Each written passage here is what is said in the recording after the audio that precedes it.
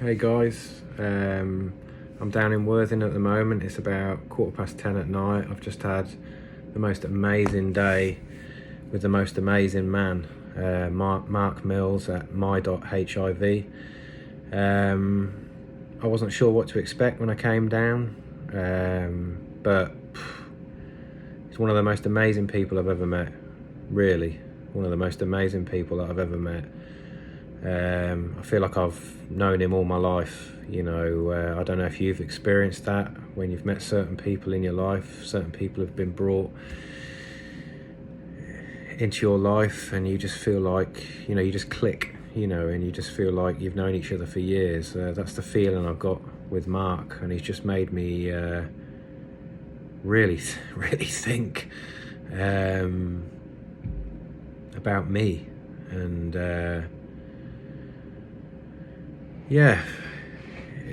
I don't know how to get it across to you guys, but there's something I just want to share, and it's something that I really haven't spoken about much, and that's my faith in God. I've been brought up in a Christian home since the age of 4 or 5 years old, but I was living my mum and dad's faith. It wasn't my faith. I believed and I didn't believe. But over the past 2.5 years,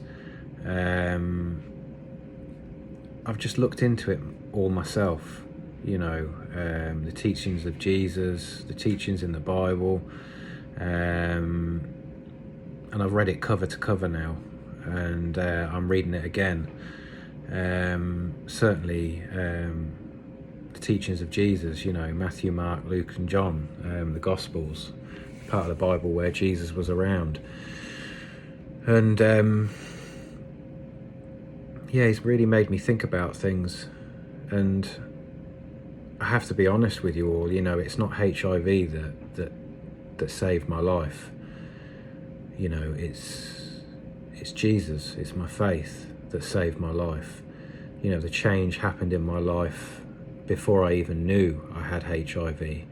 3 or 4 months before I was even diagnosed, that's when my life started to change. And I remember driving home one night from a friend's, and I was just so lost. I don't know if you've heard that term before, but you're broken. You've literally come to the end of your tether.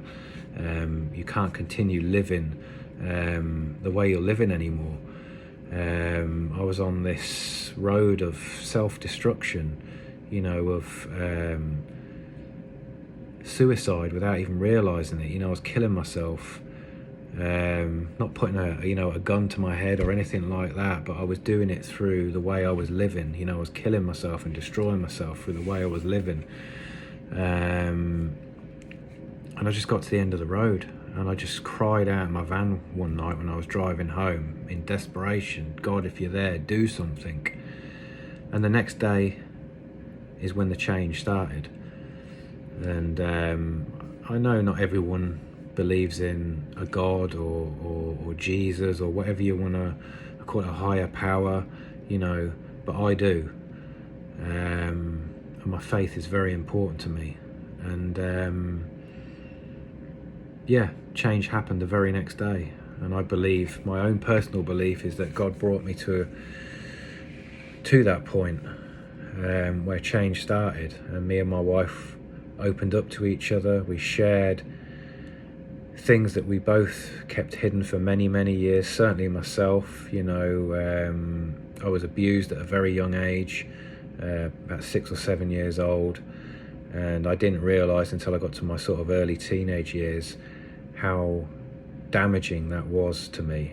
And when I hit my teenage years, I slowly spiraled out of control and started on this road of self-destruction, with drugs and the way I was living, being promiscuous and being unfaithful. And the more I did them things, the worse I felt about myself.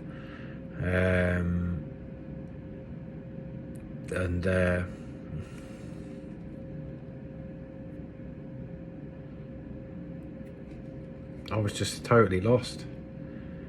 And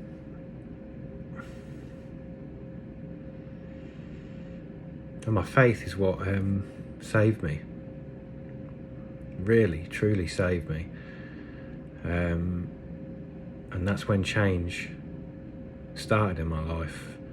At that moment, I gave my life to God. I handed everything over to Him, and that's what's changed me. You know, I was that close to death without even realising it.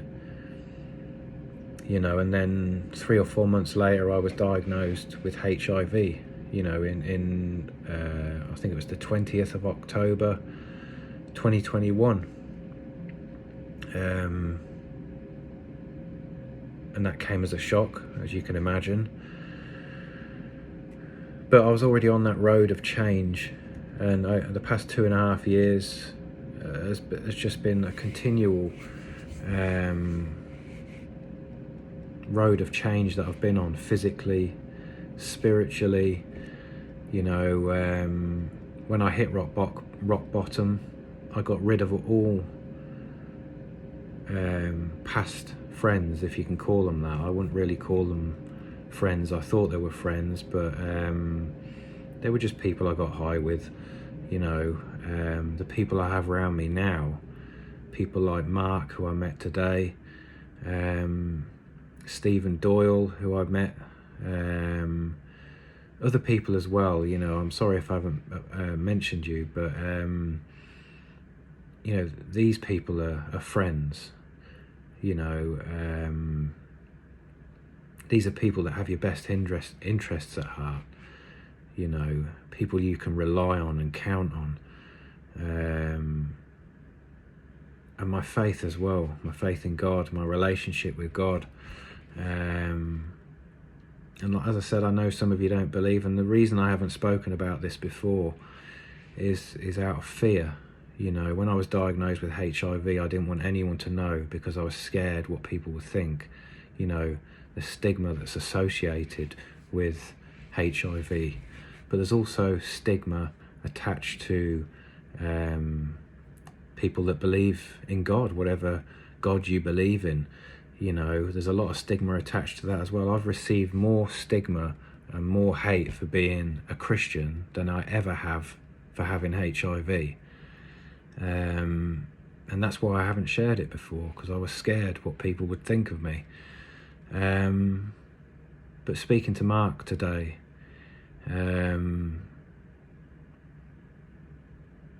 he just made me think differently, and I just wanted to share that with you today. You know, you shouldn't live in fear. You know, and my diagnosis with the HIV has made me realise that. That's why I come on social media and shared my status with the world, you know, with the world or whoever's watching. And that's why I'm talking to you now about my faith. I don't want to live in fear anymore. I just want to let go of all of that and lay myself bare, if you like. This is who I am. I am a person of faith, and I am living with HIV. You know, and that's it. You know, I hope that speaks to someone. I just wanted to share it with you. I believe when I started these social media pages, TikTok, YouTube and Instagram, I wanted to be as transparent as I possibly can. Well, you know, everything's out on the table now. You know, my faith, sexuality, my HIV status, all of it. Yeah, that's it. I've just had an amazing day with an amazing man. You know, this journey has introduced me to some amazing people that I'm truly, truly grateful to have met, and I'm so happy that these people are in my life. You know, that I've met some really, really brave, amazing people, and it's been very humbling, and I'm excited, really, really excited about what the future holds, you know, and where this is going to take me. So yeah, I just wanted to share that with you today. I hope you've all had a great Easter. and I'll catch you in the next one. Take care. Bye bye.